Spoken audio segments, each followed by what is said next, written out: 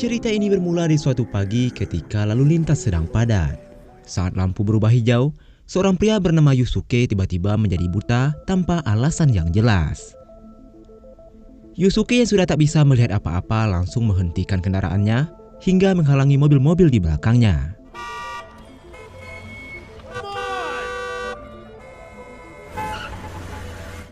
Beberapa orang yang khawatir, salah satunya adalah Don, menawarkan untuk mengantarkan Yusuke pulang.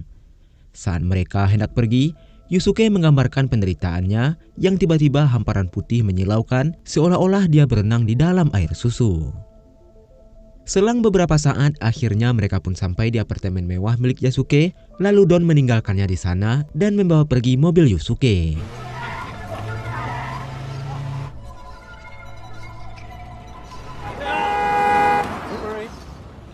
Beruntungnya Don berubah pikiran, lalu mengantarkan Yusuke masuk ke apartemennya. Di sana Don memaksa akan menemani Yusuke sampai istrinya pulang.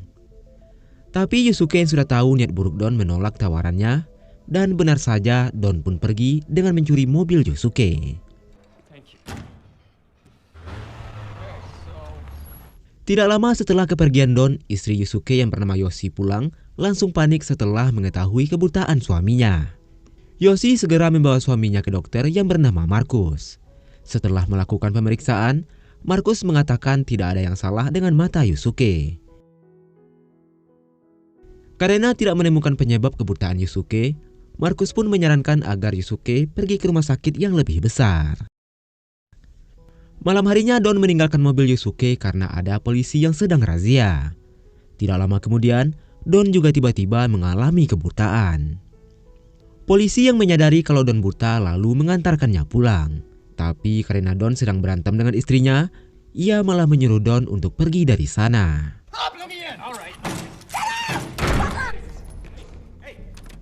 Di tempat lain terlihat seorang wanita bernama Cherry yang merupakan pasien Dr. Markus. Cherry yang merupakan seorang wanita open BO mendatangi sebuah hotel untuk melayani tamunya. Saat mereka sedang berindehoi, tiba-tiba penglihatan Cherry berubah menjadi putih. Cherry yang panik langsung berteriak histeris karena juga mengalami kebutaan secara mendadak.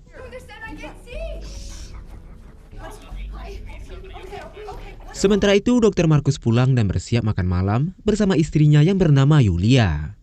Markus juga bercerita tentang pasiennya yang mengalami kebutaan misterius yang tak bisa ia jelaskan. Tapi saat bangun di keesokan harinya, Markus tampak panik karena ia juga mengalami kebutaan. Ia meyakini kalau ia telah tertular oleh pasien yaitu Yusuke. Ia meminta istrinya menjauh agar kebutaannya tak menular. Tapi Yulia tak peduli dan mencoba menenangkan suaminya.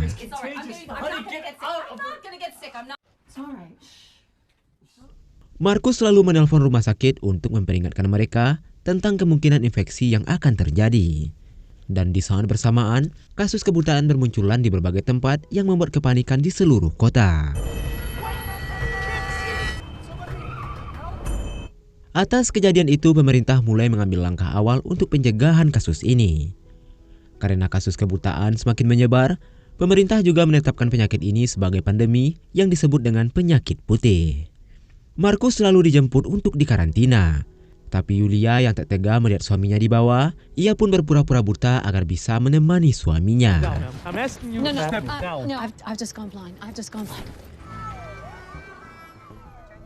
Sesampainya di tempat karantina, Markus meminta Yulia untuk pulang karena ia takut istrinya ikut tertular kebutaan seperti dirinya.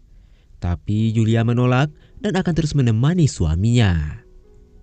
Markus pun akhirnya setuju dan meminta Yulia untuk merahasiakan kalau dia tidaklah buta, agar yang lainnya tidak memperbudak Yulia dan selalu mengandalkan bantuannya. Selang beberapa saat datanglah beberapa pasien lainnya, yaitu Yusuke, Cherry, Don, dan seorang anak kecil bernama Boy. Markus menjelaskan kalau mereka berada di bangsal satu, dan ada dua bangsal lainnya yang juga ada di lantai yang sama. Saat Yusuke mendengar suara Don, ia langsung menyerang Don karena telah mencuri mobilnya. Tapi Don juga menyerang Yusuke dan menganggap kalau Yusuke lah yang menularkan penyakit itu padanya.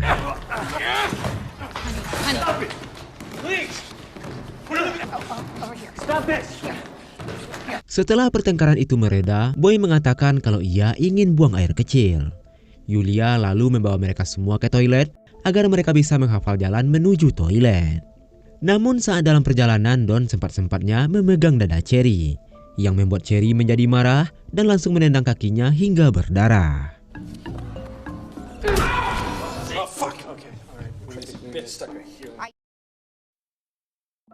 Keesokan paginya datang beberapa pasien lagi. Salah satunya adalah Yoshi, istri Yusuke. Mengetahui ada penjaga yang datang, Yulia dan Markus mencoba meminta antibiotik untuk mengobati lukanya Don. Tapi bukannya memberikan antibiotik, penjaga itu menodongkan senjata dan menyuruh mereka berdua untuk menjauh. Get the fuck back! Another step and I'm gonna shoot. Count to 3, and if you don't turn back, I'm gonna shoot you. This is 3! I'm gonna fucking shoot you! Karena ponsel mereka semua telah disita, Yulia pun mencoba menghubungi petugas dengan telepon darurat untuk meminta makanan karena stok makanan mereka telah habis. Ia juga meminta obat-obatan yang sedari kemarin belum diberikan oleh petugas. Makin hari makin banyak orang yang dikarantina dan Yulia semakin kewalahan mengurus mereka. Untuk memudahkan mereka, Yulia pun membuat tali penuntun agar memudahkan mereka berjalan ke toilet atau ke tempat lainnya. Tapi itu semua tak berlangsung lama. Orang-orang mulai berkeliaran tanpa busana dan buang air di sembarang tempat. Dalam waktu yang singkat, tempat karantina itu berubah menjadi tempat yang sangat memprihatinkan. Dan parahnya lagi, sampai saat ini tidak ada satupun petugas yang mau mendekati mereka dan membiarkan orang-orang buta itu untuk berusaha sendiri tanpa peraturan dan arahan dari petugas. Saat Yulia sedang bersih-bersih, ia mendengar suara radio dari kejauhan. Dan ternyata radio itu milik seorang pria dengan penutup mata bajak laut yang bernama Norman. Dari berita di radio itu, Norman pun bercerita tentang berita terupdate pada orang-orang di sana, bahwa 24 jam pertama saat pandemi ini menyebar, terjadi ratusan kasus kebutaan. Pemerintah pun menggelar rapat darurat, tapi mereka tak menemukan jawabannya. Lalu kepanikan pun memuncak ketika seorang pejabat juga mengalami kebutaan secara mendadak. Norman juga menambahkan kalau di hari pertama pandemi terjadi 2 kecelakaan pesawat. Hal itu membuat kepanikan massal hingga orang-orang ketakutan untuk keluar rumah. Bahkan yang parahnya lagi, Menteri Kesehatan pun juga mengalami kebutaan. Untuk mencairkan suasana, Norman pun memutar musik di radionya. Namun Markus malah terbawa suasana dan mengelus rambut Cherry di depan istrinya.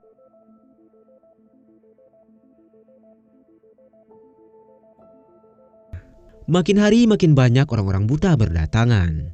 Mereka sampai dorong-dorongan karena tidak ada petugas yang mengarahkannya. Para petugas juga mengancam jika mereka keluar dari barisan, para petugas tak segan melakukan penembakan.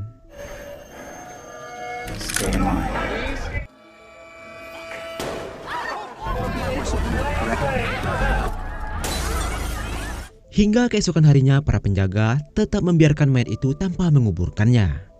Yulia yang kasihan lalu meminta sekop untuk menguburkan mayat-mayat itu. Penjaga hanya melemparkan sekop itu dan mengawasi Yulia dari kejauhan. Yulia yang berpura-pura buta menanyakan posisi sekop pada petugas.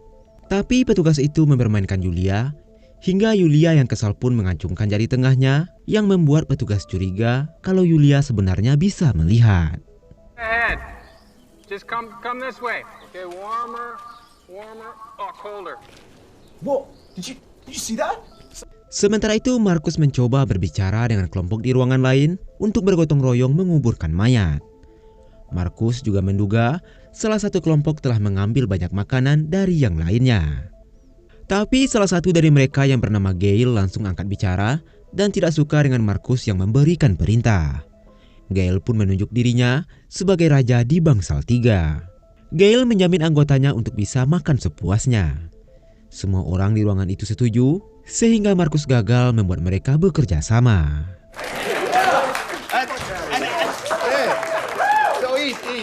Malam harinya, Yulia terus merawat suaminya seperti biasanya. Lalu setelah itu, Yulia juga melihat luka di kaki Don yang makin memburuk karena infeksi. Tapi sepertinya Don mengetahui kalau Yulia sebenarnya bisa melihat.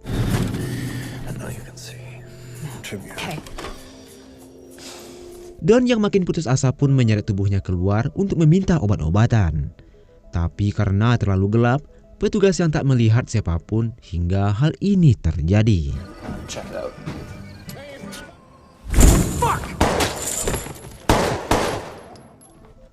Keesokan harinya, Yulia dan yang lainnya menguburkan mayat-mayat yang masih berserakan. Melihat tindakan semena-mena dari petugas, Yulia berencana untuk mengatakan pada yang lainnya kalau dia sebenarnya tidaklah buta agar bisa membantu. Namun Markus melarangnya karena takut nantinya Yulia hanya akan diperbudak oleh orang-orang di sana. Sementara itu terlihat Gail dan anggotanya berhasil masuk ke ruang komunikasi yang telah ditinggalkan. Di sana ia menemukan stok makanan lalu mengumumkan ke seluruh bangsal kalau sekarang ia adalah raja. Dan siapapun yang ingin mendapatkan makanan, mereka harus membayar padanya. Orang-orang di sana mulai melakukan protes dan menanyakan cara pembayarannya karena mereka tidak memiliki uang. Gail pun menjawab, pembayaran dapat dilakukan dengan memberikan barang-barang berharga seperti kalung, cincin, dan lain sebagainya. Dan setelah itu, barulah Gail akan memberikan makanan sesuai dengan barang yang ditukarkan. Aturan itu pun ditolak hingga menyebabkan kekacauan karena semua orang berjuang untuk mendapatkan makanan itu. Tapi Gail memiliki pistol yang ia temukan di ruang komunikasi dan mengancam akan menembak mereka. Mereka pun kembali ke ruangan masing-masing dan tak terima dengan tindakan Gail, tapi walau bagaimanapun Gail memiliki makanan dan senjata. Yulia lalu mengumpulkan barang-barang berharga semua orang di bangsal satu untuk ditukarkan dengan makanan.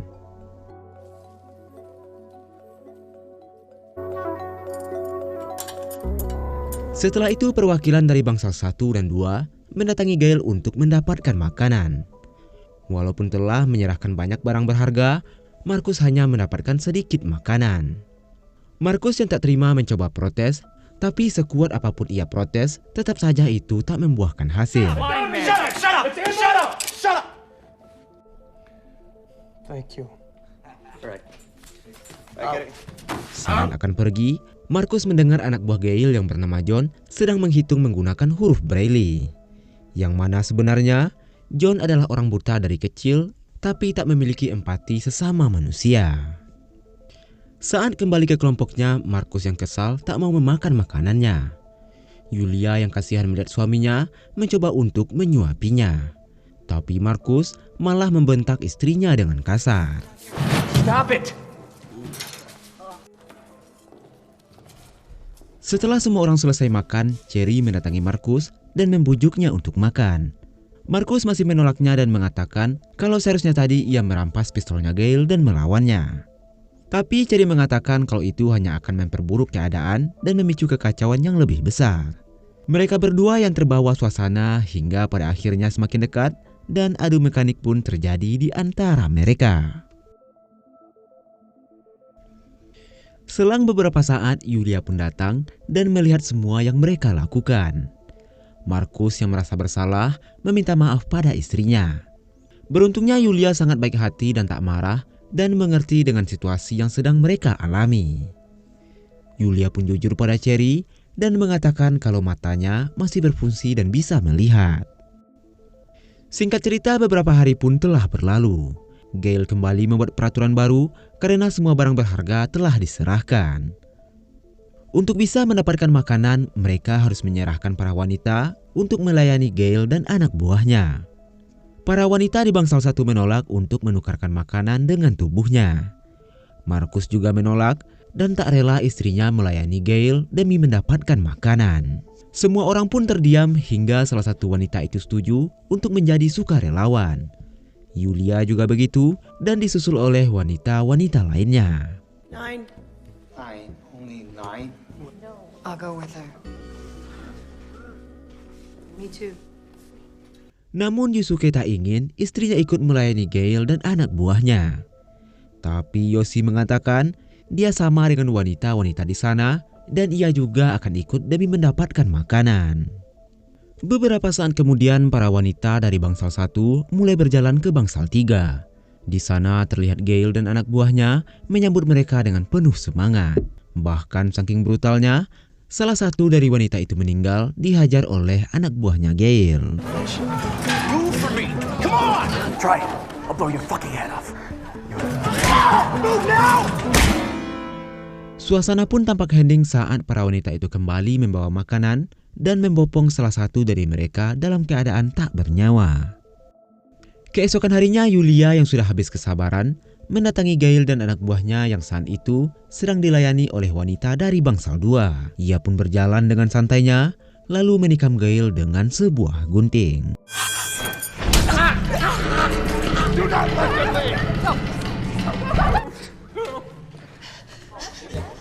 Setelah kematian Gail, semua orang mulai khawatir karena ini bisa memicu perperangan. Sementara semua stok makanan masih berada di bangsal 3. Norman pun mengatakan jika bangsal 3 tidak mau memberikan makanan, maka mereka akan mengambilnya secara paksa. Semuanya pun setuju dengan ucapan Norman dan bersiap akan pergi ke bangsal 3. Sebelum pergi, Yulia pun jujur dan mengatakan kalau sebenarnya ia bisa melihat. Mereka semua tampak terkejut dan Yulia menuntun mereka semua ke bangsal 3 sambil membawa kayu. Sementara itu di bangsal 3, seorang wanita diam-diam keluar dan membakar kasur di sana. Dengan cepat api pun merambat yang membuat John terbakar dan menembak dirinya sendiri.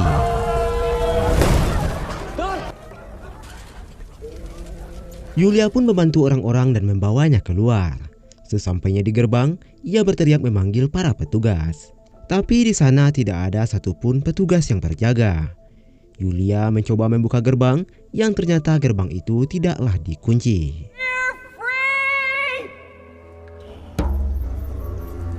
Akhirnya mereka pun keluar dari tempat karantina tersebut. Dan sekarang mereka telah terpisah menjadi beberapa kelompok.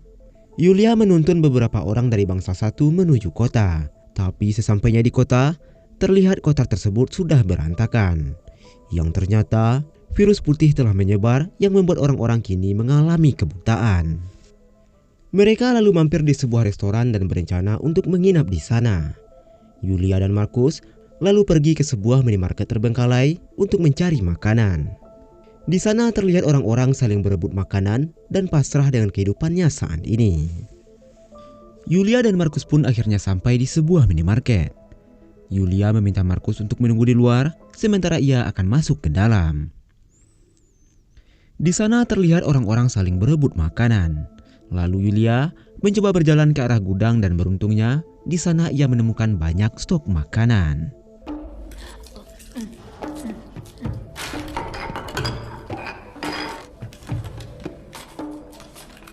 Yulia lalu makan dengan lahapnya karena sudah tak makan selama berhari-hari.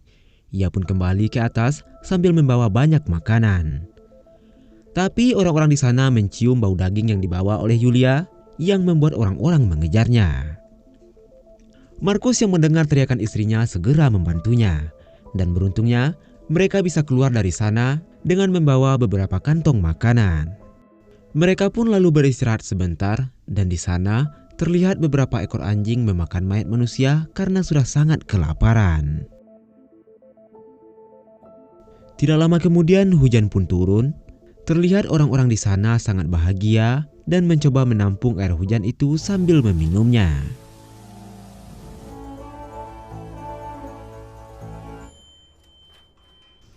Lalu Julia dan Markus kembali ke restoran dan membagikan makanan pada teman-temannya. Mereka sangat bahagia karena sudah sangat lama mereka tak merasakan makanan seenak itu. Keesokan harinya Julia mengajak mereka semua ke rumahnya dan menampung mereka di tempat yang lebih layak. Lalu di malam harinya mereka pun saling bercerita dan berterima kasih pada Yulia yang baik hati karena telah merawat mereka. Suasana pun tampak membaik, bahkan hubungan Markus dan istrinya juga telah membaik. Keesokan harinya Yulia menyiapkan makanan untuk semua orang. Lalu saat Yulia menuangkan kopi, secara ajaib Yusuke mulai melihat dengan samar-samar.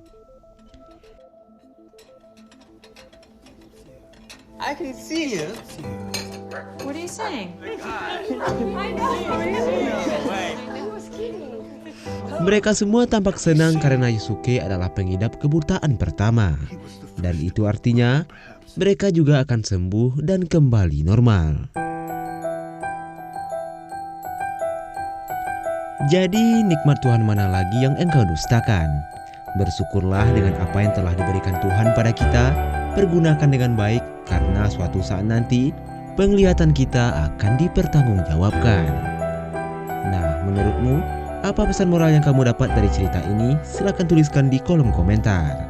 Akhir kata saya ucapkan terima kasih. Maaf salah dan kurang dalam penyampaiannya. Dan wassalamualaikum warahmatullahi wabarakatuh.